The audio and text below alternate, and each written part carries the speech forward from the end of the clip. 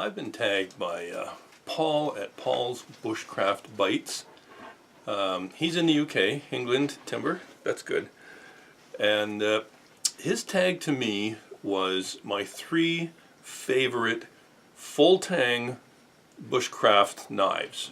I responded to him by saying he has no idea what he's unleashed on the YouTube community, because it's never ever anything that simple for me. I just can't do things like that, so I'll probably end up expanding this quite a bit.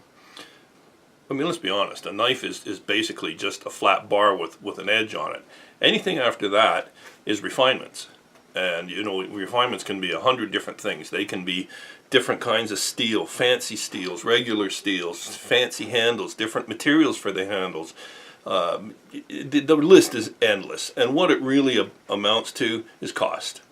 For the most part, you know, if you get a good quality knife, it doesn't have to be expensive. So I've developed, after over 50 years in the bush, I sat down and I actually developed the perfect knife that will be ideal in all occasions, no matter what you're doing, anywhere in the outdoors.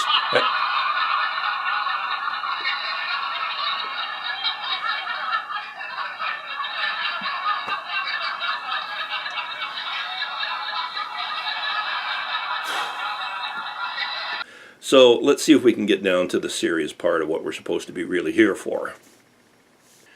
The first knife on my list here is one that I made many years ago. It's been with me, oh boy, I don't know how many miles and how many different trips and locations, but it's been, I made the knife, I put a handle, bone handle, it's got a moose bone handle on it, or moose antler handle.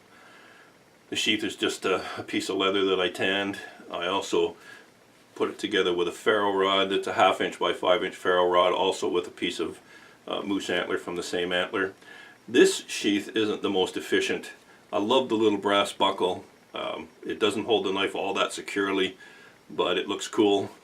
I don't carry this knife that much anymore on my belt. What I generally do is keep it in my pack. I've started to use it more as a kitchen knife than actually a camp knife, I suppose. But this knife, this is the kind of knife you put your life on. This thing, it's simple. I just set that down there. It's simple. It's got a good deep belly, so it's made to do a lot of good skinning. The blade is about 4.5 inches. The handle is, now I got really big 2XL hands, so I've got a big chunky, it's actually not quite long enough, but I've got a big chunky handle on there to give me a good grip. And this was made out of a circular saw blade, actually. The kind of thing that well, it wasn't off of a skill saw, but that type of thing. So it's not very thick. It's probably, I doubt that it's actually, might be 1/8 of an inch, maybe. But it's tough steel. It's probably partly stainless. I see that it's been in that sheath a bit. There's little marks on it. It needs to be polished up a little bit. I put brass pins in it. It is full tang with a protruding end on here. Now I put a lanyard hole on the end of my knives most of the time. The reason I do that is I don't particularly use a lanyard, but around here the snow is so deep that if I was out there working and perhaps on snowshoes or something, if I was to drop this knife, it would go down 4 or 5 feet maybe. It could. So what I often will do is we'll take a piece of cordage of some sort that's a bright color, orange, whatever, and I'll loop it through here and I'll attach it, and I'll leave maybe a tail that's 16 inches long. It comes off real easy when I'm putting the knife back in the sheath or not using it, but I can just loop it through there and hook it on. And that way, if it drops in the snow, if the tail sticks up, I'll see it easily. Even if it doesn't stick up, if I'm looking around and there's little holes in the snow, if I'm looking down, probably I'll still find that tail and I'll find my knife. So that's knife number 1. Probably one of my favorite knives I've ever had in my hand. And I'll tell you what makes a really good knife. It could be something like this, it could be the next one I'm going to show you, it could be the last one I'm going to show you, but what makes a good knife is using it. That's what makes a good knife. If you get a knife that's comfortable in your hand, it fits your hand, it's a decent quality, it doesn't have to be a $300 custom made knife. Just a good quality, and if you use it and use it and use it until it feels like part of your hand and you know just exactly the balance of it, that is a great knife. And that's how I get a great knife. And it doesn't matter how much you pay for it. If you don't do that, it's never going to be an outstanding knife, because you're never going to get that kind of that bond with it, if you want to call it that. The second knife that's officially in the lineup here is another homemade knife. This one was my first attempt, more or less, a first attempt at making something that was kind of a general purpose knife that could be done a lot with. I liked the Ulu as far as its ability to work with the meats and so on. I like an axe that I carry with me. I very, very rarely ever baton wood because I have an axe, so I don't need to worry too much about that. But I wanted a knife that would do that and be absolutely bulletproof if I didn't have my axe with me for whatever reason. Flipped my canoe and lost it, who knows. So this knife is another one that I've made. Just turn it around there. Let me get you a little bit closer here. And this one, I've made the knife and I made the sheath. Now it does have a belt loop on the back here. It's reasonably heavy, so I don't know. But this knife is like a little mini Ulu hatchet. Now this is 3/16. This is actually a 1/4 of an inch thick. And this one happens to be a stainless steel. And I use stainless steel because I happen to have a piece of it. I believe it's 400A is what it is. I'm pretty sure. I put the loop in here so that I'd have some kind of a point on it. I've got the deep belly, somewhat similar to the Ulu. It's got enough weight behind it that you can certainly, I mean, this thing must weigh, I should weigh it, but I don't really know. But this thing's got some serious weight behind it. It's got the square top, square spine so that you can strike a ferro rod with it. And this thing is really sharp. All my knives are really sharp, but this thing is handy as anything. And this, you could take this and you could do anything with it. You can butcher with it, you could clean a fish with it. And again, it's, no knife is good for everything because they're all designed for different purposes and they all require different features to serve those purposes. But this is a pretty good utility knife, I'll tell you. And it's not a half bad, I mean, I wouldn't want to chop many trees down with it, but you could sure baton and hack up smaller trees and baton down smaller trees to get your firewood. The handle that I made is what I call my poor man's micarta, something I made myself. This micarta handle held on with brass pins. Poor man's micarta, my version of it, is blue jeans, brown denim jeans. Blue, brown, green, black. They come in many colors, as I'm sure you're aware. Pick the colors you like. You cut them up into little strips and squares, maybe, I don't know, approximately an inch in size. And I built myself a little form out of plywood, lined it with wax paper as an anti-seizing agent or sticking agent, release agent. And you mix it up with an epoxy polyester resin, and you put it into that form, and you put another piece on top, and you press it. And you press it so that it's, you don't have to press the wailing heck out of it, but you don't do it on the knife, you do it separately. And what you end up with is a block of whatever form size you've made. So I ended up with a block about 1.5 inches wide, and I think it was 3/8 of an inch thick and 10 or 11 inches long, whatever the form was. And then you let that dry for a couple of days, and it comes out and it becomes a mottled, sort of almost a marbled sort of effect of whatever colors you made. So this is green and brown, which you probably can't see too well there, but and that stuff's nearly unbreakable.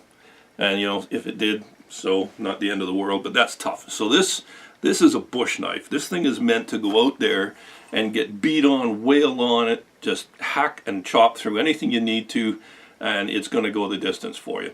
It's not pretty, it's not particularly light, it's not delicate in the least bit, but this again will get the job done. It won't leave you wishing you had something else when you're in dire straits. This is the knife to have with you. Knife number 3 in our official 3 favorite full Tang knives is one that I purchased. I purchased it on the basis of the fact that I felt that it was durable and reliable. As far as I'm concerned, I don't care what the steel is, I don't care how well it holds an edge, how easy it is to sharpen. No matter what happens, if you break your knife, you don't have one. You're done. So first, foremost, and beyond anything else, I want a knife, and when I make my knives, I make a knife to the best of my ability that is just absolutely bomb-proof. Then we refine it to the best we can, but first and foremost, it has to be bomb-proof. Now, you may not recognize this, even for those people who would probably know it, because I've modified this, of course, it's in the nature, is a cold steel SRK. So, let's start off. First off, this is an excellent knife. It was perfect the way it was when it came out of the box. It's not that way anymore. Nature of the beast, I can't help myself. It was a black blade on it. It had a coating on the blade. I'm not a huge fan of that tactical look myself. So what I did was basically I used it like that for quite some time. And it's tough. That's a tough coating, but it did start to get scrapes and scratches on it. So I decided I wanted to remove it because I didn't really care for it anyway, so I did strip it off. But not only that, I profiled the blade. And like I said, this blade was very excellent the way it was, so that's not something that if you think you want to buy this knife, don't feel the least bit that you need to do anything to it. And I have no connection whatsoever with cold steel or any suppliers or whatever. I bought this thing off of Amazon the same as anybody else does. This knife has been true and proven for 25 or 26 years, I believe this design has been available. SRK stands for Search and Rescue Knife, and it's all of that. It's got a, I think they call it craton, but it's kind of a hard, well, it's not really hard, but it's a rubbery kind of a handle. At first my thought was, you know, but I'll tell you something, out in the ice and the cold and the wet and whenever your fingers are a little bit numb, this thing gives you a really good grip. And even with my big hands, as you can see, there's enough there that it's got lots of hand, and I've got about 2X size hands, so that's a good sized handle. Now what I did to modify this, and I'll explain to you why I did it. I stripped the blade down, as I said, to get the color off of it. And then I decided that personally I like a knife with quite a deep belly on it. And also, here, let's see, I don't know if you can see, oops. Well anyways, that knife tapers off to a fairly good tip. Now, in all the time I had it before I did anything to it, that tip never moved, it never cracked, never bent, never broke, nothing. This was strictly something that I did on my own. I shortened it, I cut it off and I shortened it 1/2 inch. So when I did that, if I had wanted to keep the same belly profile, if I took a 1/2 inch off the tip, I would have had to move the beginning of the curve of the blade back the same 1/2 inch in order to maintain the same profile that I had. Alright? But I didn't do that. I left, this is where the original blade started its sweep, and I left it exactly there. I didn't move it back the same 1/2 inch as I took off the end. The result was that I ended up with a little bit sharper curvature here in order to get the knife back up to the tip in a 1/2 inch shorter distance. So it gave me that little bit deeper belly that I wanted. Also, it thickened up the tip here a little bit. Now I've probably lost a little bit of the penetration if I was stabbing something, but I very rarely stab anything. Thank God I haven't had to stab a bear. Don't ever want to have to do that. But this thing is just, this is a beast. This is a really nice knife, 3/16 thick blade. This particular one, this knife, as I said, has been made for I think 25 or 26 years now, and it's come in a number of different steels. But this one, when I chose it, I chose, like I always do, just a straight carbon steel. I believe it's basically 1095. There's another name for it, but it's somewhere between 1084 and 1095 carbon steel. It holds an edge well. It sharpens easily, which is nice. I would rather have a knife that sharpens reasonably easily without going overboard when I'm out in the bush, because, you know, if you're out there long enough, as I am sometimes, for days and days and days, or even weeks maybe, you're going to have to sharpen your knife. And some of these super hard steels that are all high tech now, you have to have some kind of a machinery and equipment. You can't just strobe them or something. They're just ripping hard. And as far as I'm concerned, that makes me nervous about how brittle they would be.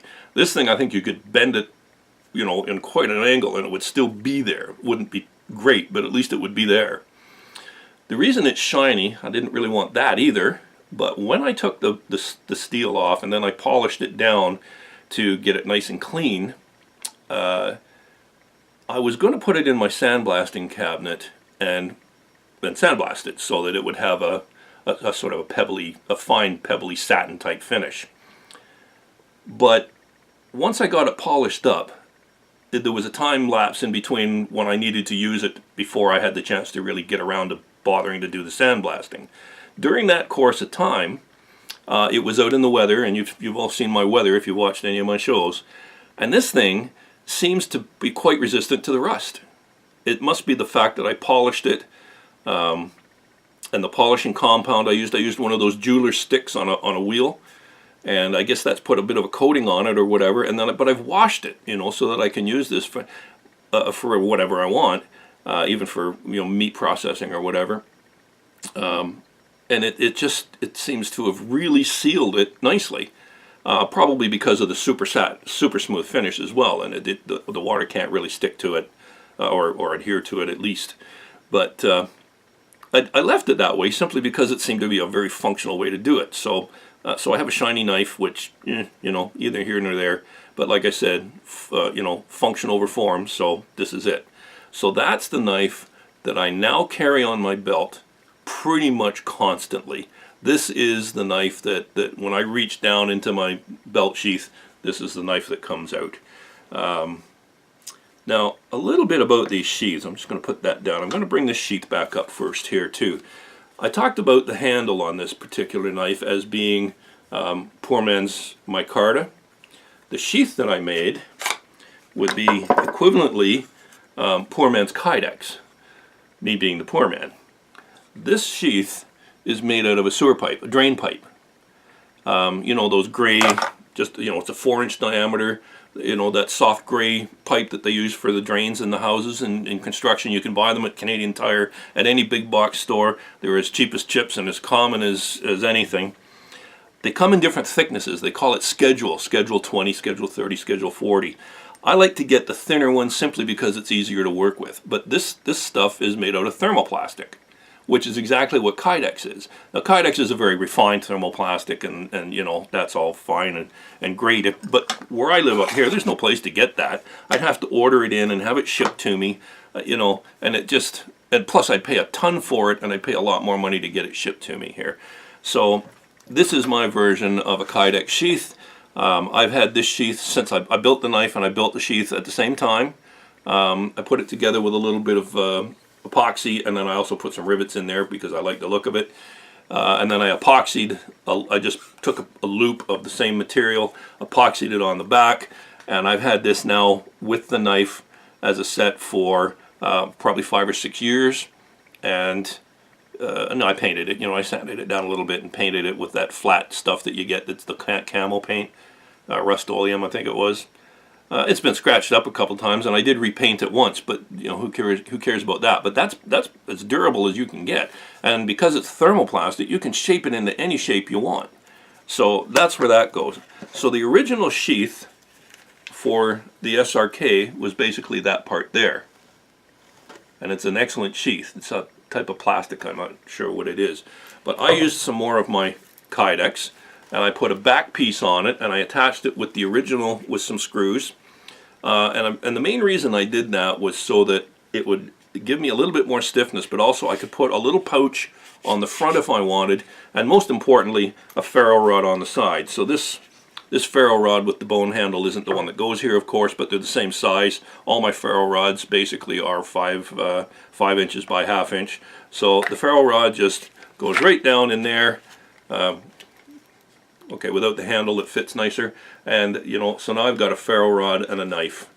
So basically my homemade knife, just to recap, probably the most comfortable, most practical, and probably the nicest knife I've ever used.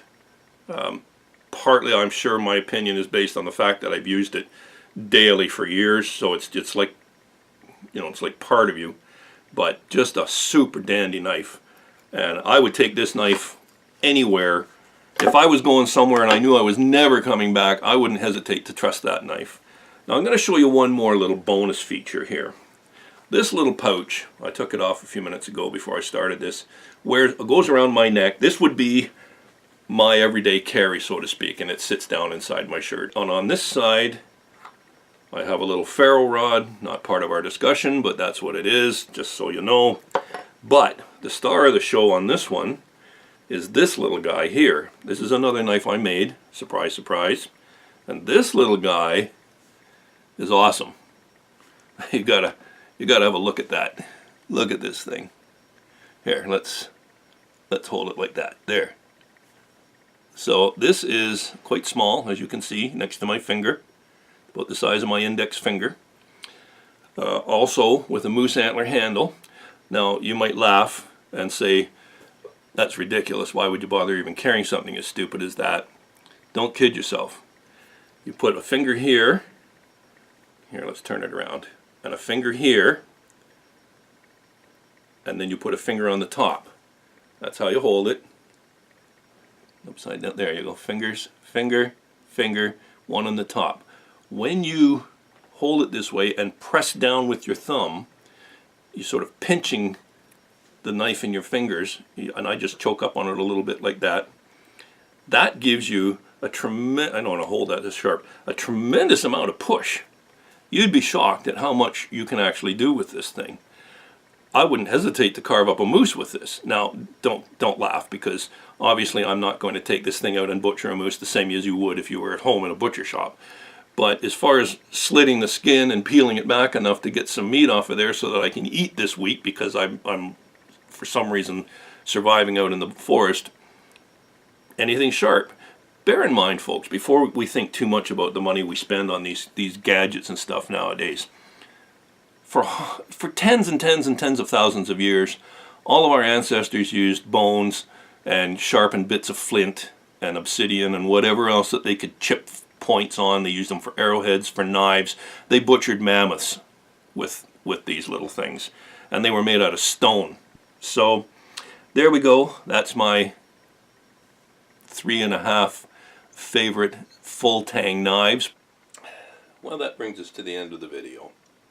The time has come to tag a couple of people for this. I have two in particular that I wanted to tag. The first channel that I want to tag is Woodlands North. It's another Canadian channel. He's not actually terribly far from where I am. It's somebody that I haven't known that long, but I would be very interested. I'm subscribed to his channel. It's a very nice channel. I enjoy it very much. I still haven't made my way through the videos that he's got there. I've been working on it. He's got some really interesting stuff, and I'd be very interested to see what his ideas are on knives, because he is in a similar harsh climate that I am. And it would be interesting to know another person's point of view. There's not that many of us up north here. The second person that I'd like to tag is JSMCalder-Bushcraft Camping. Actually, that's another channel that I haven't been subscribed to for very long. But again, you know, these two channels are guys who are out in the bush doing it. So those two channels, if you would be interested, please accept my challenge, I hope. Not challenge, but tag. What are your 3 favorite full tang bushcraft knives, and perhaps a little bit about why you like those 3. Okay, everyone, have a good evening. It's been a lot of fun. I hope you enjoyed it, got something out of it. It's always a pleasure to have you here. I enjoy seeing the comments. It's nice to know that, you know, there's people all over the world, and we get a chance to talk to each other through the comments and various little chats. And I think that's a real cool thing. But anyways, have a good evening, everyone. See you next time.